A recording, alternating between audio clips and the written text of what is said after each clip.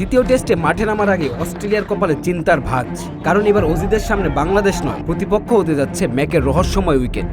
এই মাঠে এর আগে কখনো টেস্ট খেলেনি অস্ট্রেলিয়াও, তাই উইকেটে আচরণ নিয়ে তৈরি হয়েছে বাড়তি কৌতূহল। ডারউইনে দুর্দান্ত জয়ের পর এবার ম্যাকেও একই ধারাবাহিকতা বজায় রাখতে পারলে সিরিজ জয়ের ইতিহাস গড়বে বাংলাদেশ। তবে এই ম্যাচে টস হতে পারে বড় ফ্যাক্টর, কারণ ম্যাকের অতীত পরিসংখ্যান বলছে টস জেতা দলে এখানে পেয়েছে বাড়তি সুবিধা। ম্যাকে এখন পর্যন্ত আন্তর্জাতিক টেস্ট না হলেও 4 দিনে 4টি ম্যাচ হয়েছে। অফিসিয়াল এবং আনঅফিসিয়াল মিলিয়ে এর মধ্যে আগে ব্যাট করা দল জিতেছে 2টি ম্যাচ, আর রান তাড়া করে জিতেছে 2টি দল। অর্থাৎ এই মাঠের উইকেটকে কোনো একটি দিক থেকে বিচার করা কঠিন। এই মাঠে 3টি ওয়ানডে ম্যাচও হয়েছে, সেখানে 2টি ম্যাচ জিতেছে আগে ব্যাট করা দল, আর একটি ম্যাচ হয়েছে পরিত্যক্ত। তাই ম্যাকের উইকেট এখনও অনেকটাই রহস্যময়।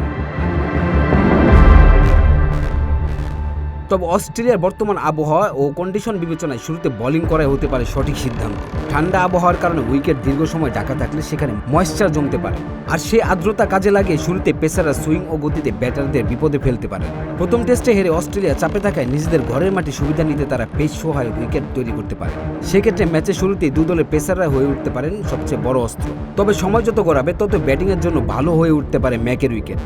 দ্বিতীয় ও তৃতীয় দিনে ব্যাটাররা তুলনামূলক স্বাচ্ছন্দ্যে রান করতে পারবে, আবার চতুর্থ ও পঞ্চম দিনে উইকেট ফেটে গেলে স্পিনাররা বাড়তি টান পেতে পারেন।